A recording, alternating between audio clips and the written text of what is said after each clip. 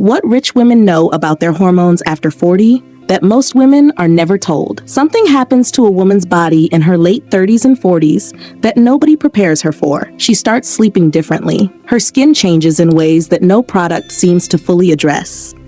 Her energy shifts. Her mood moves in patterns she does not recognize. And when she finally goes to her doctor and describes all of this, she is handed one of two things: a prescription or reassurance that everything is normal. What she is almost never handed is information. The women who seem to move through their 40s and 50s with vitality, clarity, and a physical ease that looks almost unfair. Those women are not just lucky, and they are not all on hormone therapy. What they have, in most cases, is knowledge.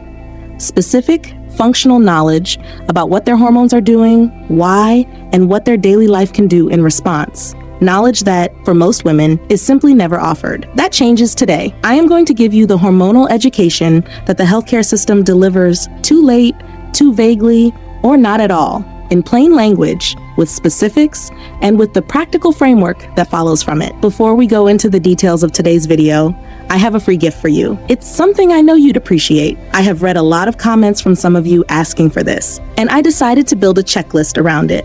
It is called the Elegant Morning Routine Checklist. 12 rituals of women who are timeless, healthy, and undeniable after 40. It is the morning architecture that puts everything I described today into daily practice.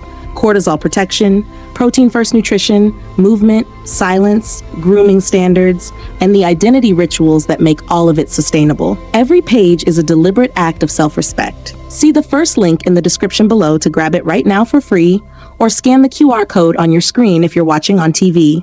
When you do get it, remember to email me your feedback about your takeaway from it. I love to read those emails.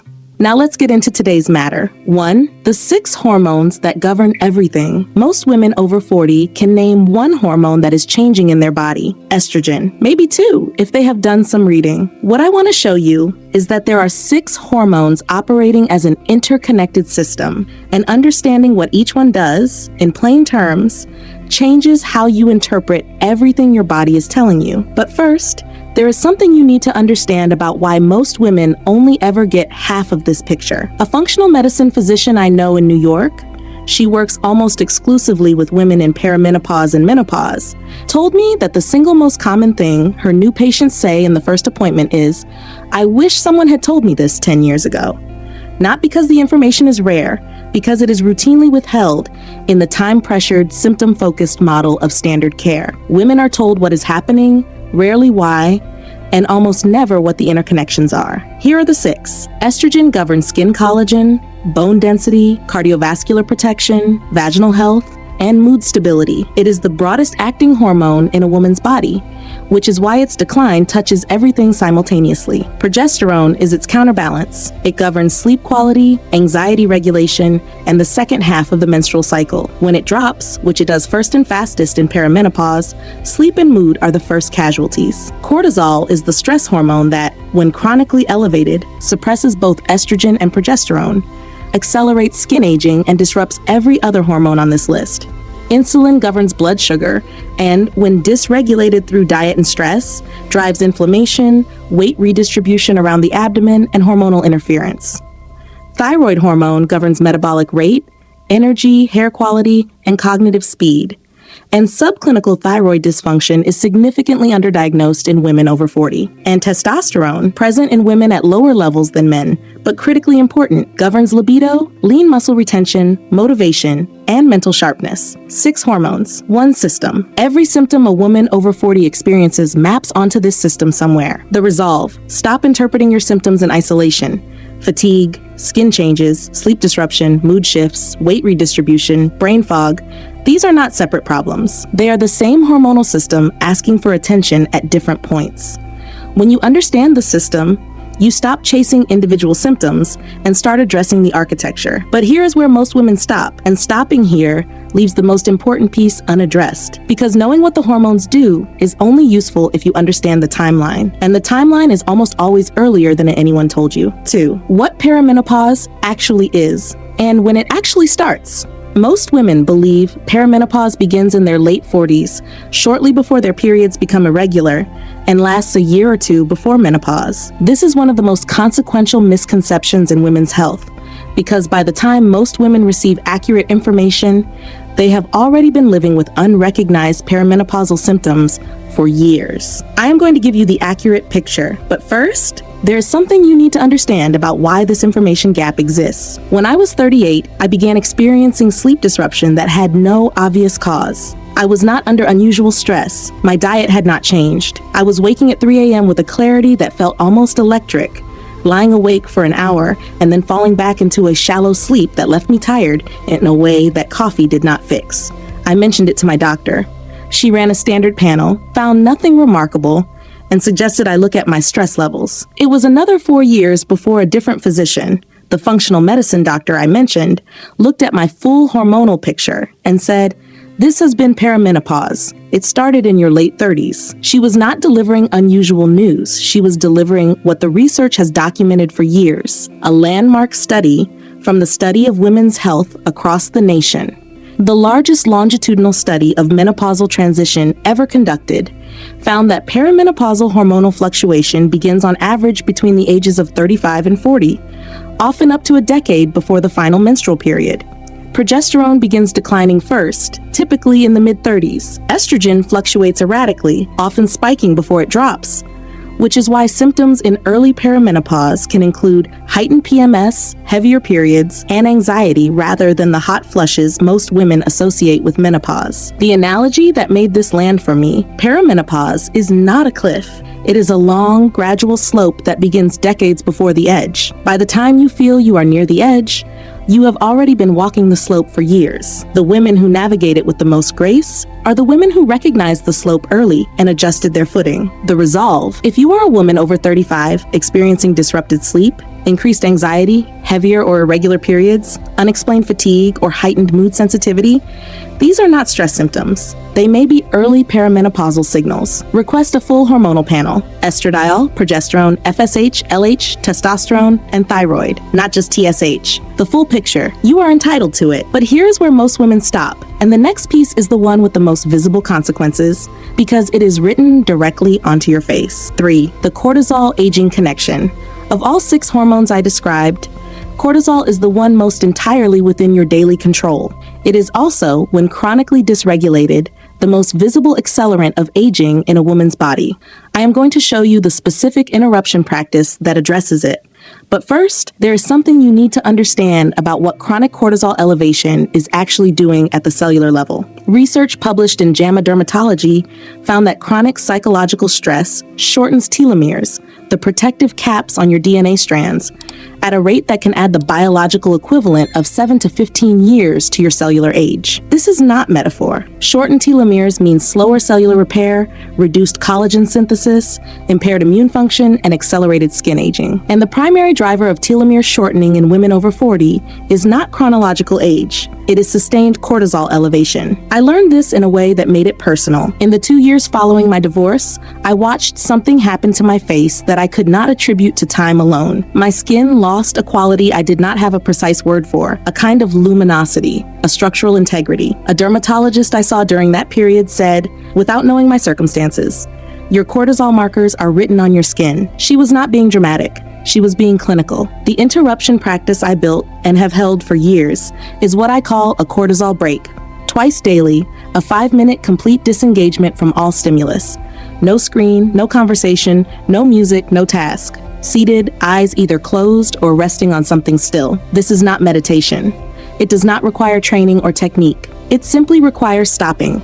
Research from the HeartMath Institute found that even 4 to 6 minutes of stimulus-free rest produces measurable reductions in salivary cortisol and a shift toward parasympathetic nervous system dominance, the physiological state in which cellular repair, digestion, and hormonal regulation all function optimally.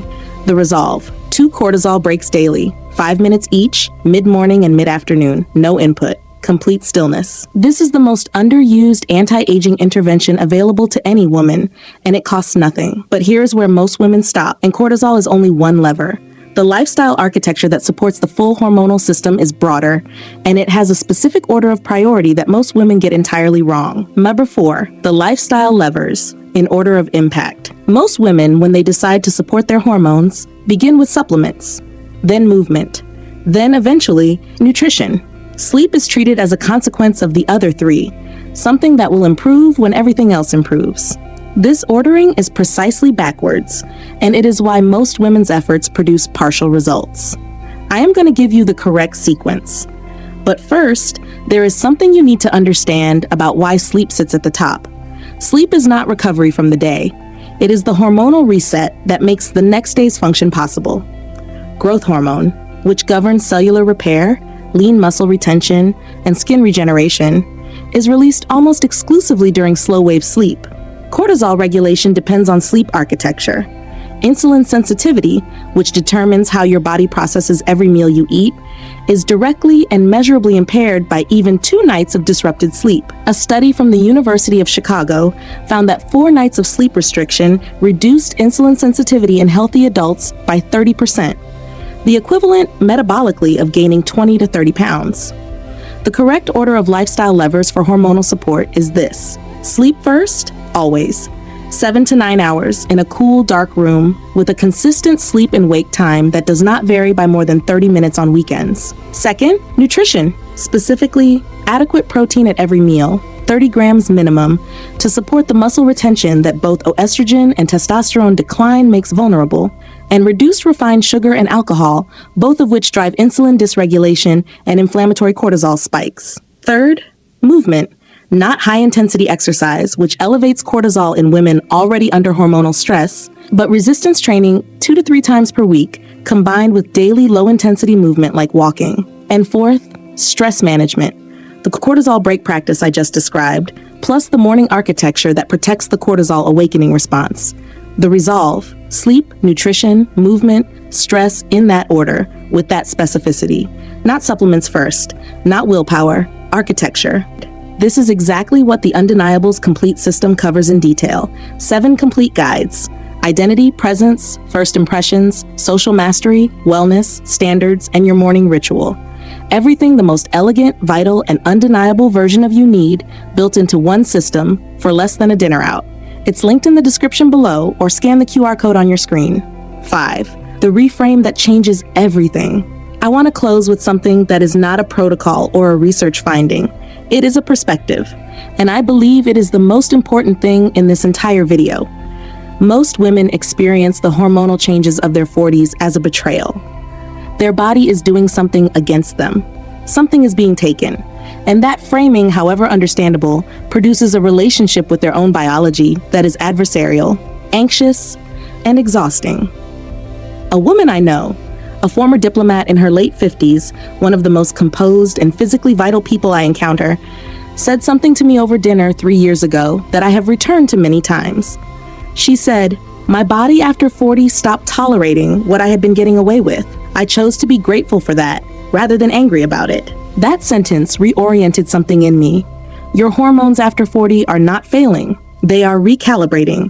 They are withdrawing tolerance for chronic stress, poor sleep, inadequate nutrition, and unexamined habits, and making the consequences of those things immediate and visible rather than slow and silent. This is not punishment.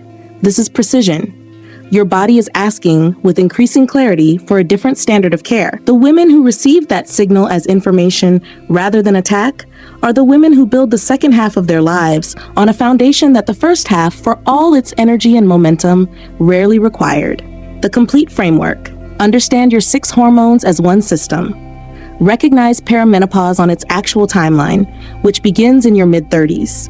Interrupt chronic cortisol with deliberate stillness twice a day. Build your lifestyle levers in the correct sequence: sleep, nutrition, movement, stress, and meet every signal your body sends after 40, not with resistance, but with the question, what is this asking me to build? That question, held consistently, is what the women who age with undeniable vitality and presence have in common. Not perfect hormones, a deliberate response to the ones they have. Your body after 40 is not working against you. It is asking for a more intentional partnership, and now you have the language to answer it.